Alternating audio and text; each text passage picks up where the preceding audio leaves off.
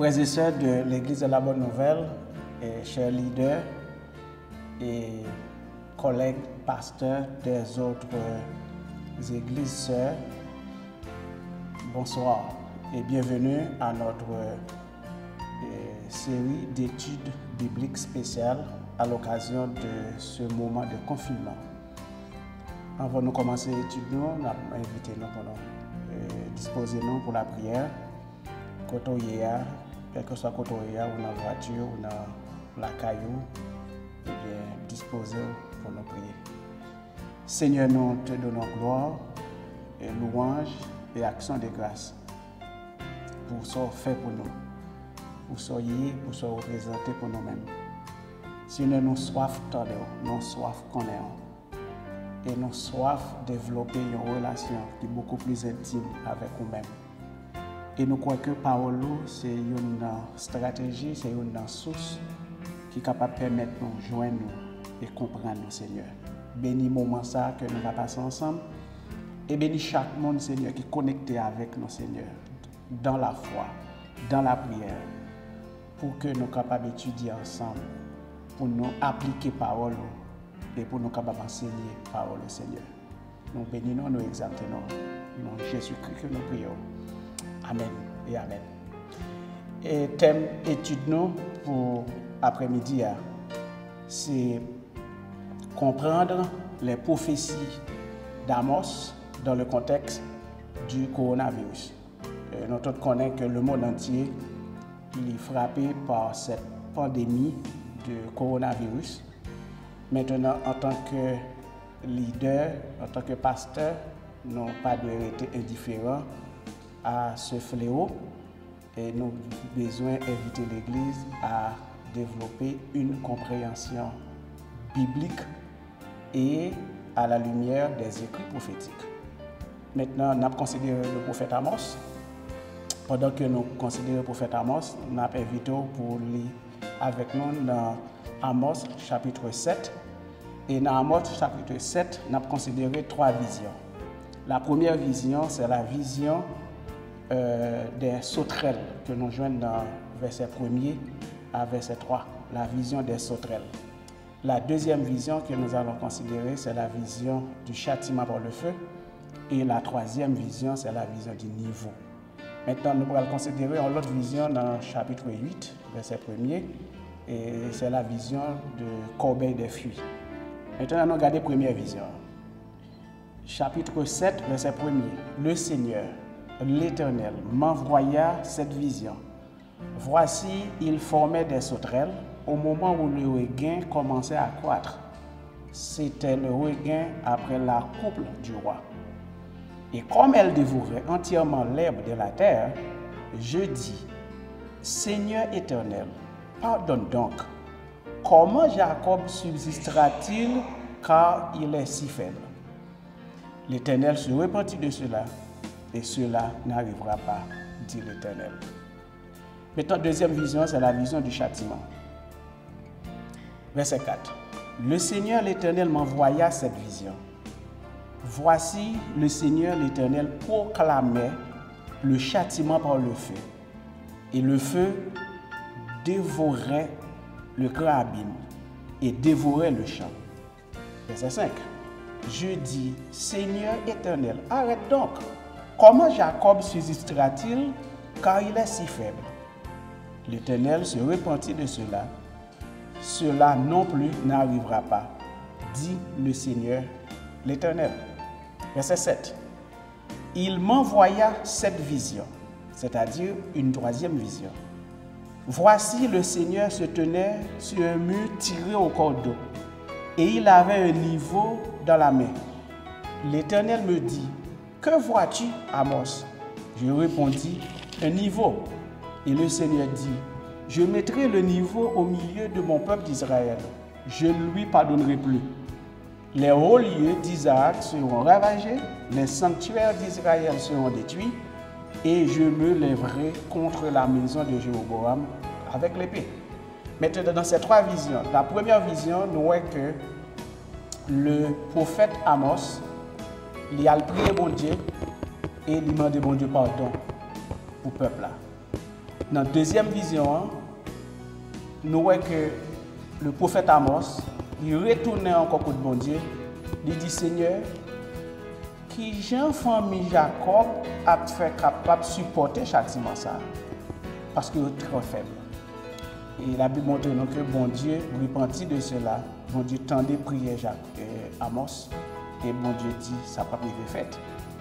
Maintenant, dans la troisième vision, versets 7 à 9, la Bible montre nous que bon Dieu lui dit Amos, cette fois-ci, je ne peux pas pardonner péché peuple.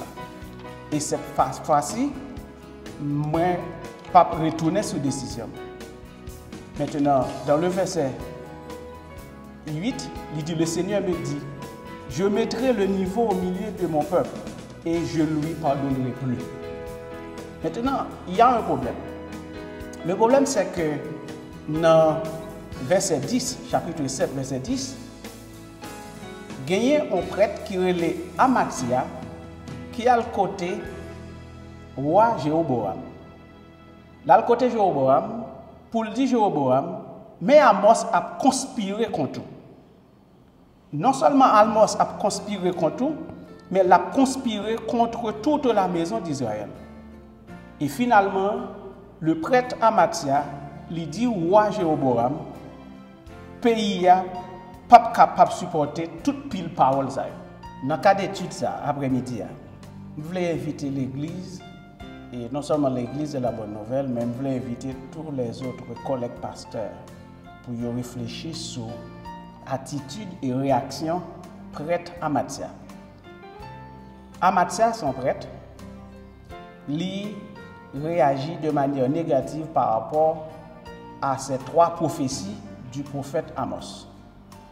Et réactionnant fait que l'alcote roi Jéroboam et lui rapporter Jéroboam que mes prophètes Amos a conspiré contre lui et l'a conspiré contre la maison d'Israël et finalement il dit ouais, que le peuple là pas capable de supporter toute pile parole prophétique.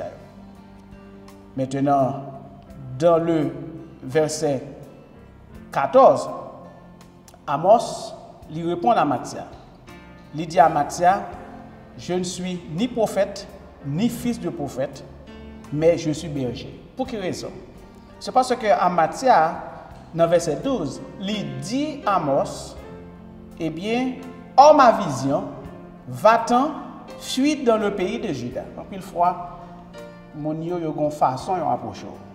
Il levait Amos, il dit à Amos, oh ma vision que vous êtes, maintenant, allez dans le pays de Juda, arrivez là, mangez pain, et puis prophétisez là. Mais pas continuer à prophétiser à Bethel, parce que ici, il y a son sanctuaire du roi, et c'est une maison royale. C'est comme si la prophétie, la parole bon Dieu n'est pas faite pour le roi, la parole bon Dieu n'est pas faite pour la maison royale. Maintenant, Amos répond à Amathia, il dit à Amathia, ni prophète, ni petit prophète, nous sommes bergers, et moi cultiver sycomore. Et l'Éternel des armées, il prend moi derrière un troupeau, et il voit moi à le prophétiser peuple. Verset 16. Amos dit à Amathia, écoute donc maintenant la parole de l'Éternel. Toi qui dis, ne prophétise pas contre Israël et ne parle pas contre la maison d'Isaac. À cause de cela, voici ce que dit l'Éternel. Ta femme se prostituera dans la ville, tes fils et tes filles tomberont par l'épée, ton champ sera partagé au cordeau, et toi tu mourras sur une terre impure, et Israël sera emmené captif loin de son pays. En fait, ici là, la conséquence est très grave pour Amathia qui permettent que la dicter l'homme de Dieu qui ça pour le faire. Aujourd'hui, en tant que peuple bon Dieu, en tant que petit bon Dieu, en tant que petite l'Église, nous avons besoin d'adopter une attitude d'humilité par rapport à la parole de Dieu. Amathia, un prêtre, qui te fait allergie à la parole de Dieu. Aujourd'hui, il y a des leaders et même des gens de l'Église qui fait allergie à la parole de bon Dieu. Et lorsque vous faites allergie à la parole de bon Dieu, vous avez tendance pour dicter aux hommes de Dieu qui ça pour faire, qui côté pour prêcher, qui ça pour prêcher, qui ça pour pas prêcher. Et finalement, prophétie est allée directement contre Amathia et la Bible montre nous que le prophète Amos lui maudit prêtre Amathia dans verset 17, etc. Maintenant, ça n'a pas fini là. On regarde dans Amos chapitre 8. Ça, c'est troisième vision. Quatrième vision, c'est la vision de la corbeille des fruits. Le Seigneur l'Éternel m'envoya cette vision. Voici, c'était une corbeille de fruits. Et il dit, que vois-tu, Amos? Je répondis, une corbeille de fruits. Et l'Éternel me dit, la fin est venue pour mon peuple d'Israël. Je ne lui pardonnerai plus. Ça, c'est quatrième vision. Maintenant, dans le verset 11, la Bible dit, voici les jours viennent, dit le Seigneur l'Éternel, où j'enverrai la famine dans le pays. Non pas la disette du pain et la soif de l'eau, mais la faim et la soif d'entendre les paroles de l'Éternel. Maintenant, on a campé sur verset 11 pour nous regarder le contexte mondial. Et dans le monde entier, l'église locale, porte l'église locale censée fermer. Et tout le monde qui te comprend l'église, c'était Templan, c'était Kaila, et bien, les gens ont souffert parce que ils ont soif de rentrer dans l'église, mais ils n'ont pas qu'à l'église. Ils ont soif de rentrer dans le temple pour y aller prier, mais ils n'ont pas capable. À cause de dispositions gouvernementales, tout pays dans le monde prend pour que le monde reste la caille. Maintenant, il y a des églises qui ont une conception physique de bon Dieu et de l'église. Puis, on te croit que bon Dieu, c'est notre temple en chita. Et que pour joindre bon Dieu, il faut rentrer dans le temple. Et à ce moment-là, je dis à là, après une semaine, après un troisième, après 2 mois, 3 mois, si le problème n'a pas résolu, le peuple dans le monde entier, notamment les religieux, ils ont développé une faim, un grand goût, une soif pour tendre les paroles de Dieu. Même ça, ils ont fait allergie à l'homme de Dieu. Même ça, ils n'ont pas voulu tendre l'évangile. Même ça, ils ont qui te un problème lorsque le monde a prêché l'évangile. Ils ont pour soif. Même gens, un petit monde qui a grand goût dans le pays sous-développé, soif pour manger. Et mais c'est même gens, le peuple dans le monde entier, les peuples à travers les continents, ils pourraient développer une soif pour que ils entendent des paroles de bon Dieu et ils pourraient développer une soif pour entendre l'homme de Dieu. Si nous avons fait un petit bac avec Noé, nous songeons Noé, lorsque le peuple a passé Noé dans la bêtise, ils n'ont pas voulu entendre Noé. Mais finalement, les pluies commencent à tomber et finalement, l'eau envahit le pays. Le peuple a revendiqué, le peuple a voulu entendre Noé. Il était trop tard pour eux, Noé n'est pas disponible. Il allé dans porte lâche là, il a frappé porte lâche là. Noé ouvre pour nous. Mais il était déjà trop tard parce que porte lâche là était fermé. Donc ça c'est le verset 11 du chapitre 8. Les jours viennent, dit le Seigneur l'Éternel, où j'enverrai la famine dans le pays. Non pas la disette du pain et la soif de l'eau, mais la faim et la soif d'entendre les paroles de l'Éternel. Je dis à nous connaître que les pays pauvres dans le monde, c'est les pays de l'Asie du Sud-Est, ces pays de l'Afrique et notamment les pays de l'Asie de l'Ouest. Et finalement, nous avons Haïti comme pays pauvre. Et pays pauvre, c'est pays côté mon grand goût pour manger et côté mon soif pour de l'eau. Mais bonjour cap vini, les pays riches du monde qui gagnent de l'eau dans la main, qui gagnent manger dans la main, ils gagnent pour leur soif pendant que ils gagnent de l'eau la caille. Ils gagnent pour grand goût pendant que le réfrigérateur la caille ils plein manger. Et ils gagnent pour que ils tout uni pendant que ils gagnent dessus. Et ils gagnent pour manger dans la main pendant que il y a plein de grand goût. Maintenant, qui ça nous capable de garder à partir de question ça? Comment nous capable d'appliquer ou bien quelle application que nous capable de faire de 2 chapitres ça ou du moins de 4 visions ça? La première application c'est l'attitude du prophète. Amos. L'attitude du prophète Amos. Lors font vision, lors font rêve, les bons dieux bon révélation en tant qu'homme de Dieu. Bon Dieu pas bon révélation pour condamner monde ou du moins pour juger monde.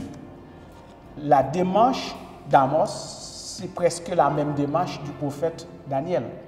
Amos, dans la première vision, la vision des sauterelles, là, le code bon Dieu, là, le prier bon Dieu. Amos, dans la deuxième vision, la vision du châtiment par le feu, là, le code bon Dieu, là, le prier bon Dieu. Et finalement, bon Dieu repentit de cela. La prière, l'intercession, ces âmes que bon Dieu baille peuple pour que soient capables de faire guerre spirituelle. Maintenant, deuxième bagaille, nous avons besoin de garder. Nous avons besoin de garder l'homme de Dieu en termes d'attitude ne doit pas être ignorant, insensé et incrédule.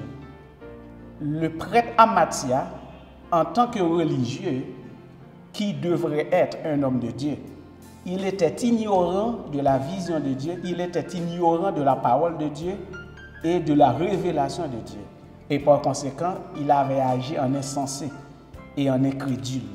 Et finalement, comme conséquence, le prophète Amos, avec pouvoir bon Dieu, onction bon Dieu sous lui, il maudit prêtre Amathia, il maudit avec toute famille, toute race.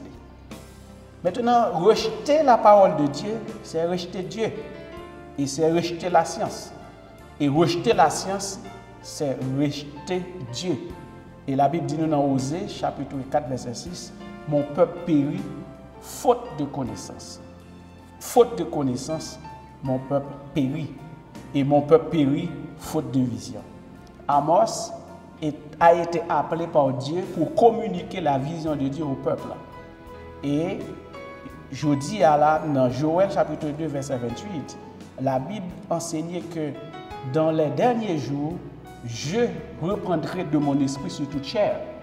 Vos fils et vos filles prophétiseront, vos jeunes gens auront des visions et les vieillards des songes. Ce qui fait que dans les derniers jours, le monde entier gagne pour soif d'entendre la parole de Dieu. Et pendant que le monde entier prend soif pour entendre la parole de Dieu, mais bon Dieu a relâché l'esprit. Jeune garçon a une vision et jeune fille a capable d'habilité pour prophétiser. Maintenant, par rapport au coronavirus, je te dis tout à l'heure, chrétien, petit bon Dieu, pas du ignorant, pas du incrédule. Nous avons besoin de comprendre la vision, nous avons besoin de comprendre le contexte là. C'est que le coronavirus, il fait partie de un dispositif de correction. Qu'on prend dans le sens humain du terme, qu'on prend dans le sens spirituel du terme. Maintenant, le chrétien, il veut comprendre que le coronavirus est inscrit dans une démarche prophétique parce que c'était déjà annoncé. Ce n'est pas un bagage qui est nouveau. Et tu es toujours contre un virus. Tu es toujours contre une maladie. Tu es toujours contre des catastrophes. Maintenant, premier dispositif que nous encourageons l'Église, peuple bon Dieu, à adopter pour que nous protégions tête contre ce fléau, c'est l'hygiène individuelle des mains. Laver les mains avant de manger, laver les mains lorsque nous dans la toilette, laver les mains lorsque vous parlez avec un monde, laver les mains lorsque vous te fermez en porte, ou te ouvrez en porte, laver les mains lorsque vous faites quel que soit bagaille qui est capable de faire que vous infecté par ce virus, laver les mains. Hygiène individuelle des mains. Deuxièmement, c'est hygiène spirituelle, nourriture spirituelle, la prière, adoration, louange, lecture biblique, méditation. Et aussi hygiène mentale, qui est un exercice physique, il y a un repos, il y a une musique, il y a une lecture, il y a une méditation. Et quatrièmement, le renforcement du système immunitaire avec une saine alimentation et des suppléments en vitamines. Et dernière, c'est la distanciation sociale, c'est-à-dire chaque monde, lorsque vous parlez avec un monde, si vous êtes obligé de parler avec un monde, adopter une distance de 2 mètres ou même avec le monde pour éviter que vous infectez. Et ensuite, adopter le principe de quarantaine, isolement, confinement. Quarantaine, isolement, confinement à domicile. Maintenant, si que ou senti que ou infecté, sous senti que ou pas à l'aise, et c'est pas un moment que pour aller chercher le monde pour aller infecter l'autre monde. Il est mieux que vous mettez en quarantaine ou bien en isolement pour traitement. Et pour éviter que vous infectez, et pour éviter que vous infectez l'autre monde, ou du moins pour éviter que la maladie a circulé de une zone à l'autre zone, de un monde à l'autre monde, de un cas à l'autre cas, il est mieux que vous arrêtez la caille. Arrêter la caille signifie confinement à domicile. Maintenant, cette démarche, c'est une démarche gouvernementale, c'est une disposition gouvernementale, mais liée aussi biblique. La Bible dit nous dans Ésaïe, chapitre 26, verset 20, il dit « Va, mon peuple, entre dans ta chambre et ferme la porte derrière toi. Cache-toi pour que quelques instants jusqu'à ce que la colère soit passée. » Nous considérons le virus comme une colère. Il s'agit d'une colère naturelle ou bien une colère spirituelle, une colère divine. Maintenant, nous devons arrêter la caille, confinement à domicile jusqu'à ce que le virus t'a fait rage qu'il vient pour le faire et nous-mêmes pour protéger tête. Nous prions mon Dieu béni nous qui t'attendons étude ça et que nous sommes capables de faire une application sage de ce que la Bible nous recommande et de ce que la Bible nous enseigne à travers le comportement de Amatia que nous pas devons imiter, le comportement d'Amos que nous devons imiter et aussi les dispositions prises par le gouvernement pour combattre ce fléau. En notre prière. Seigneur, merci pour ta parole qui est vraie et ta parole qui contient la vérité et ta parole qui est la vérité. Aidez-nous capables de comprendre, aidez-nous capables d'étudier mieux pour nous capables de comprendre et enseigner ta parole. Nous comptons sur nous-mêmes et nous croyons en nous-mêmes que vous avez fait au-delà de ce que nous demandons et au-delà de ce que nous prions après-midi. Nous bénissons, nous exaltons. Dans Jésus-Christ, nous prions.